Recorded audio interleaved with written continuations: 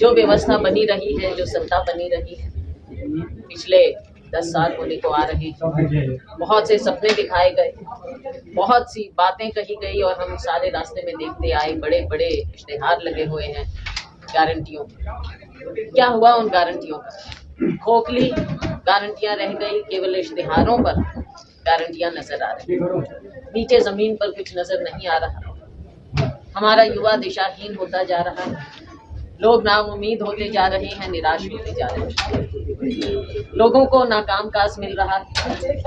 हमारा युवा बेरोजगार, हमारा किसान, हमारा मजदूर आज निराशा के उस कगार पर खड़ा है कि उसके पास सिवाय जमीन पर लोगों के बीच में आने के, सड़क पर आने के कोई चारा नहीं रहा। कहा गया था कि आमदनी दुगनी की जाए, लेकिन आज किसान की बदहाली। किसान को गारंटी नहीं कहें, क्योंकि अगर सत्ता के लोग कुछ बात कहते हैं तो उसको ये गारंटी कहते हैं कि हमारी गारंटी है। 15 लाख की गारंटी कहाँ गई? काला धन खत्म करने की गारंटी कहाँ गई? हर वर्ष 2 करोड़ रोजगार देने की गारंटी कहाँ गई? किसान की आय दुगनी करने की गारंटी कहाँ गई? किसान को कहा गया था जब वो साल भर गर्मी सर्दी बारिश में बैठे थे, उन्हें उठाया गया ये आश्वासन देकर, ये गारंटी देकर कि हम आपके एमएसपी को कानूनी दर्जा देंगे, कमेटी बैठाएंगे। क्या हुआ उस कमेटी का? क्या हुआ कानूनी दर्जे का? और आज अगर किसान अपनी बात कहना चाहता है तो उसे गोलियों का सामना करना पड़ता है। बातें बहुत सी हैं। देश का जो हाल हो गया है, चुनाव आता है कभी भगवान राम की दुहाई दी जाती है। मुझे बताइए कि जो धर्म को मानता है, भगवान राम जिनके हैं, उनको क्या सरकार बताएगी भगवान राम के बारे में? साथियों, भगवान राम हर एक के दिल में। बहन जी, स्थानीय मुद्दे के ऊपर बात करेंगे। हर बार यही आरोप लगता है कि सोना विधानसभा में भारी व्यक्ति को टिकट दी जाती है। आपकी पार्टी ने भी भारी व्यक्तियों को टिकट दिए, तो ये जो युवा कुलदीप जैसे जो लोग यहाँ से चुनाव लड़ना चाहते हैं, कैसे माने कि इनको या इनके जैसे और व्यक्तियों को यहाँ के स्थानीय लोगों को टिकट देगी कांग्रेस पार्टी? आपको कांग्रेस इस बात के ऊपर कहना चाहिए? देखिए, जो भी फैसला होता है, चाहे पहले हुआ, उसमें हम सब हिस्सेदार हैं। मैं ऐसे क्यों कहूँ कि मैं उसकी हिस्सेदार नहीं। जो फैसला है वो हम सब हमारा ही, हमारी पार्टी है तो फैसला हमारा ही। लेकिन आपकी बात बिल्कुल जायज है कि यहाँ के लोगों की उम्मीद है कि हमारा स्थानीय हमारा विधायक हो, क्योंकि विधायक को हर रोज लोगों के बीच में रहना होता है। स्थानीय कामों की समझ, अंडरस्टैंडिंग, हर गांव में लोगों को जानना, ये है एक बात।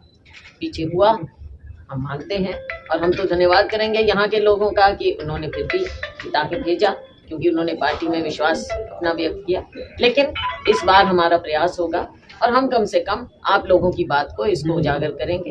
आज कुलदीप जी ने यहाँ पर मेहनत की है, हमारे और भी साथी हैं यहाँ पर, स्थानीय हैं, वीर जी हैं और साथी। बहन जी, आपकी एक यात्रा निकली तो इनके लिए कांग्रेस संदेश यात्रा, उसको गुड़गांव लोकसभा में क्यों नहीं आई यात्रा? ये आपकी बात ठीक है। 2-3 जगह हमें, क्योंकि यात्रा फिर हमको शॉर्ट करनी पड़ी, हमारे और भी बहुत से काम आ गए बीच में, तो हमको थोड़ी शॉर्ट करनी पड़ी। लेकिन ये फेज 1 था, पहला चरण। मैं जवाब सुन लीजिए, मेरा जवाब सुन लीजिए, बीच में नहीं। ये पहला चरण था हमारी यात्रा का। अब लोकसभा चुनाव आ गया है। आज के दिन जरूरत है कि हम लोकसभा चुनाव के लिए सभी मेहनत करें, मिलकर करें, और लोकसभा चुनाव के बाद हम फिर से अपना कार्य शुरू करेंगे। और जो जगह रह गई हैं उनमें हमारा प्रयास होगा कि हर जगह। दीदी, एमएसपी और रोजगार पे क्या स्टैंड रहेगा आप लोग? एमएसपी पे एंड रोजगार पे क्या स्टैंड रहेगा? देखिए, एमएसपी पे हमारी पार्टी ने पहले स्टैंड क्लियर कर दिया है। हमारे नेताओं ने, राहुल जी ने, खड़गे जी ने, कि हम किसानों के साथ हैं और हम एमएसपी को कानूनी दर्जा देने के हक में हैं, ये हमने कह दिया है।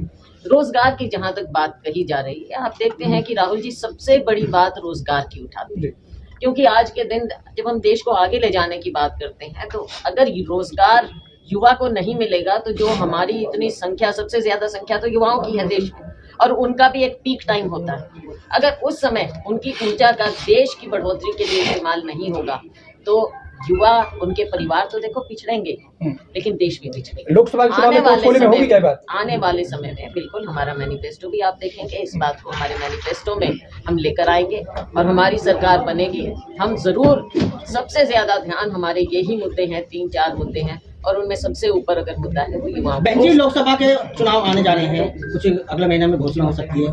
जो कांग्रेसी नेता अलग अलग बटे हुए हैं, एक मंच पर दिखाई देंगे लोकसभा चुनाव में? देखो, बात ये है कि बंटने की बात नहीं होती, अपने अपने विचार होते हैं, अपनी अपनी जगह होती है।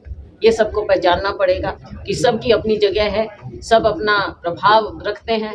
ये पहचानते हुए ये भी मैं साथ में कहूंगी कि हमारा नेतृत्व, केंद्रीय नेतृत्व एक है, हमारी विचारधारा एक है और हम तिरंगे को ही उठाकर सब काम करते हैं। बाकी अपने अपने देखो, सबका अपना काम भी होता है। मैडम चाहे मैडम ईवीएम को लेकर कितना विरोध है कांग्रेस का? भाई साहब इधर से बना अच्छा, आपकी जहाँ भी रैली होती है, अमिता साहब की जगह होती है, आप जब उनकी रैली होती है आप फोटो से गायब होती है। आज भी देखा गया प्रदेश अध्यक्ष है, उनकी फोटो नहीं है, घंटा गुटका कोई आती है। क्या मानते अच्छा, हो मैंने देखा नहीं कि लगातार देखो, सब अपना अपना काम कर रहे हैं। पार्टी के जैसा मैंने कहा, सब अपने अपने ढंग से अपने अपने क्षेत्र में दीदी, विपक्ष को लेकर के क्या कहोगे कि जिस तरीके से इंडिया गठबंधन कहीं तक कुछ विपक्षीय पार्टियां अपने को अलग थलग करती हुई नजर आई थी? ये चीजें होती हैं क्योंकि जब बहुत इतना बड़ा गठबंधन होता है, सबके अपनी अपने, जैसा मैंने कहा, अपना प्रभाव भी है, इच्छाएं भी हैं, तो गठबंधन को जोड़ने का काम, बातचीत लगातार जारी है। आप देख रहे हैं कि कुछ जगह पर हो गया है, कुछ जगह फिर भी प्रयास हमारा बहन जी, है। चुनाव में आज के परिवर्तन आज रैली में तक कमांडर कार्यकारिणी नहीं बन रही, इस पे क्या कहेंगे आप? भारतीय एक मिनट जनता भाई। पार्टी को छोड़कर कांग्रेस में शामिल हुए तो क्या कहना? इनका स्वागत भी है और हमें खुशी है कि इन्होंने कांग्रेस पार्टी का दामन थामा है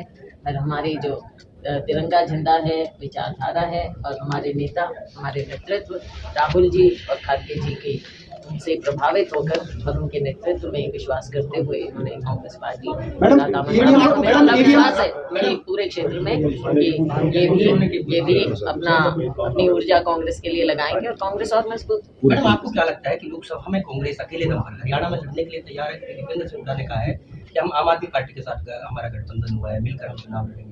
तो आपको लगता है कि कांग्रेस अकेले दम पर चुनाव जीतने में सक्षम है या देखो, बात ये है, जगह आपको मिला? बात ये है, अब जब गठबंधन हो गया है, गठबंधन में सीट शेयरिंग की भी बात आ गई है, तो हमारा हाईकमांड, ये मैं पहले भी कहती थी कि जो हमारा हाईकमांड फैसला करेगा वो हम सबको मान्य होता है। मैडम, बहन जी, आप लोकसभा चुनाव लड़ेंगे विधानसभा? देखो, लोकसभा चुनाव अभी आ गया है, पार्टी का जो आदेश होगा, लेकिन मैंने पहले, बहुत पहले कह दिया था कि इस बार मैं विधानसभा चुनाव लड़ने की इच्छुक। मैडम, ईवीएम को लेकर क्या आपका कहना है? ईवीएम पर अनेकों बातें हैं, कुछ बातें कोर्ट में हैं, लोगों के मन में शंका भी है, बहुत सी बातें हैं कि दूसरे देश, विकसित देश ईवीएम को इस्तेमाल नहीं कर रहे हैं। कुछ लोग कहते हैं कि जहां इस तरह के सॉफ्टवेयर होगा तो वहां पर टैंपरिंग होने की संभावना भी होती है, लेकिन आज के दिन हम इसलिए कुछ नहीं कह सकते क्योंकि कोर्ट में ये मामला सेटल होना चाहिए। आपने वहां तो देखा इलेक्शन कमीशन में, उसमें तो कोई बात, चंडीगढ़ में तो हत्या की गई भाई, लोकतंत्र की हत्या की गई है। तो सीजेआई को, अब देखो, सबसे उच्चतम न्यायालय को ये बात अपने हाथ में लेनी पड़ी। आज के दिन लोकतंत्र का कैसे गला घोटा जा रहा है, उसकी जीती जागती मिसाल दुनिया ने देखी है। तो इनसे क्या विधानसभा जो चुनाव है, आगामी चुनाव है, उसमें किस तरह का से टिकट वितरण को लेकर, क्योंकि कुलदीप जी हैं, वो भी धरातल पर रहकर कार्य कर रहे हैं। देखो, सबसे पहले हमको बात करनी चाहिए लोकसभा की, क्योंकि पहले लोकसभा का चुनाव है, उसमें हम यहाँ पर मजबूती दिखाएं और सीट जीते, जो भी कैंडिडेट आए कांग्रेस पार्टी का हम मिलकर जिताएं।